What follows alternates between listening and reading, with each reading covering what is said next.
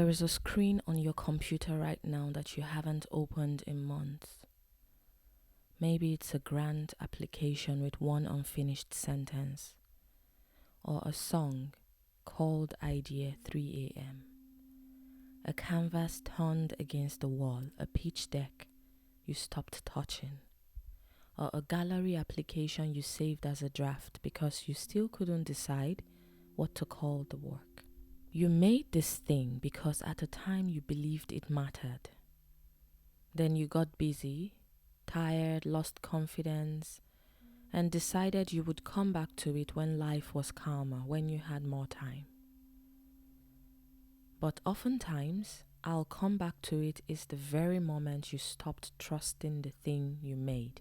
The space between the day you knew your work mattered and today. That space is where real work goes missing. Hi, I'm Uju. I want to tell you why I opened with a grant application and a canvas turned to the wall instead of a bigger idea about creativity. A grant application only means something if you're a researcher. A canvas only means something if you paint. But underneath the specific thing, whatever it is, the gap is the same for everyone who has ever tried to make something real. A sculptor has a block half carved in the corner of her studio. A choreographer has one phone video of a routine. She filmed it once and never sent it to anyone. A mother has the first page of the children's book she has been telling her kids at night for 2 years, yet she never typed it up. Each of those is proof that something started, and none of them is proof that it is finished. That gap between starting and finishing is where I want to spend the next 20 minutes with you, because I believe almost every creative woman or person lives here, and almost nobody says it out loud. This is what I've noticed in myself and in the women I work with. The unopened file turns into a sentence. And this sentence is usually, it's coming along, it's coming soon. Your friend asks you about the business you're working on and you say it's coming along. Someone at a party or someone who sees you in the cafe asks what you've been working on and you laugh and say, oh, everything, honestly. I've got like 4 things going. I know this sentence well because I've said versions of it for years. The first time you say it, it's true, because it really is coming along. The second time, it's still mostly true, but somewhere around the 5th or 10th, how is the novel going? That sentence stops being a real answer and becomes the thing you say so that the conversation can move on, before anyone has to sit with what actually is true.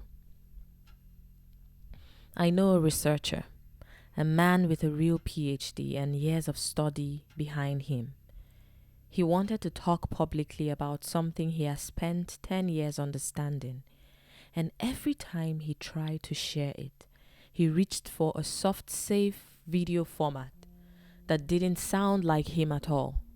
And it never landed because the format was covering for the real message, the same way it's coming along covers for the real answer. It's coming along is a shield, and a shield is useful right up until the moment it starts blocking the exact thing you wanted to do or you wanted to finish. So I'll ask you the way I'd ask a friend across a table.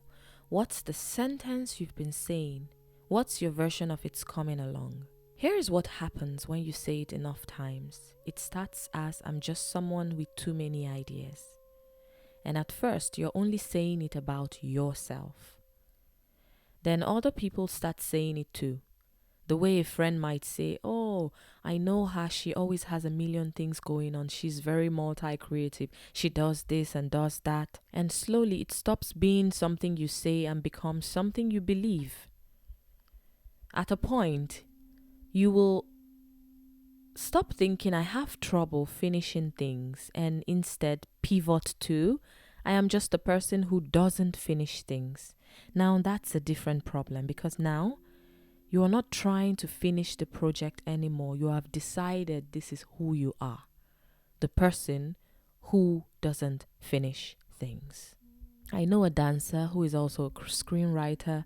She's brilliant and she knows everyone, and ideas come to her constantly. And somewhere along the way, she decided she's too scattered. And then just a few months ago during our session, she mentioned, I'm too old to start something new. And those sentences became the reason she stopped moving, even though she already had the talents and the ideas.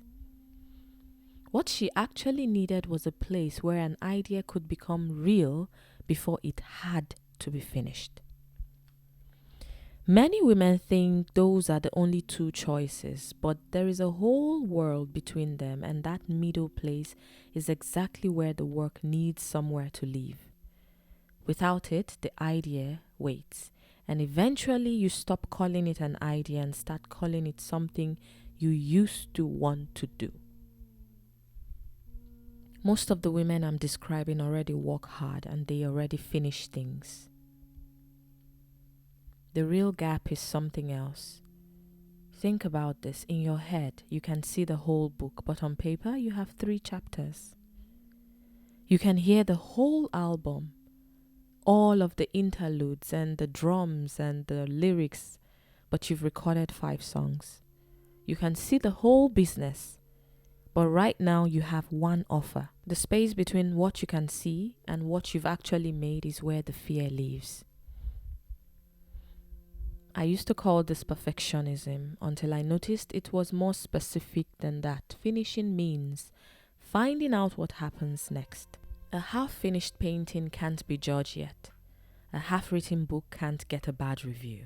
And a pitch deck that you've never sent can't get a no. As long as the thing stays unfinished, you don't have to find out, and that feels safe. But safety has a cost.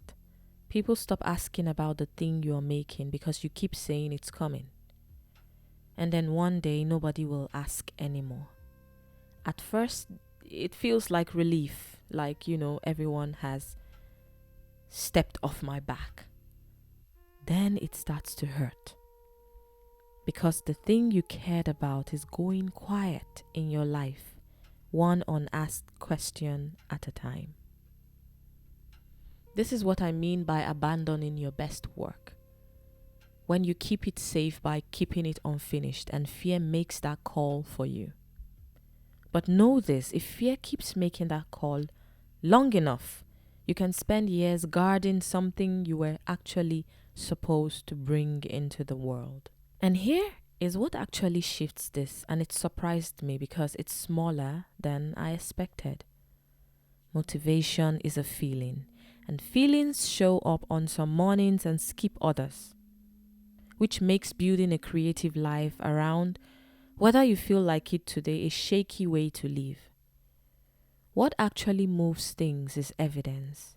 One small, true thing, done, written down, that your future self cannot argue with. I started doing this exactly 10 months ago. I created a life dashboard. I just did it as an experiment for myself. Before I ever called it a system. I'd catch myself about to say it's coming along, and instead I'd write 1 sentence about what actually happened that day. Some days the sentence was small, like sent the email I've been avoiding, and even smaller than that. Yet every sentence was true, and every true sentence became something the old story I've been telling myself couldn't argue with, because I can see it. The proof is there. After a few months, I looked back, and I didn't just have a feeling that things were different. I had a written record that they were. And not just a written record, I could see the proof in my life. A mood convinces you for an afternoon. A written record convinces you the way a photograph does, because it's proof you can actually look back at. For the researcher I mentioned earlier, the shift wasn't try harder to be interesting. It was realizing his message was never the problem. He just hadn't found the right shape for it yet. And once he treated that like a real question, instead of a personal failure, the shape followed. I built something out of this because I needed a place to put the true sentence every day. and nothing else did that in the way that actually stuck. It's called Artomystic Studio, and it's a small evidence-based system. Simple, no ornaments, no flashy buttons, which I did on purpose. It's a place for the belief you are testing, the one thing you are actually moving today, and the true sentence at the end of the day that proves it. 2 minutes in the morning, 2 minutes at night, and I still use it myself every day, which is the only claim about it I actually trust. The link is below if you want to see it. But even without it, try the smaller thing first. Tonight, instead of saying it's coming along, tell someone the true sentence instead, just once, and see what happens. That grant application, the song called Idea 3 a.m., the canvas, none of it needs to become a masterpiece by Friday. It just needs one true sentence today. And that's where every finished thing I've ever made started. I'll see you in the next one.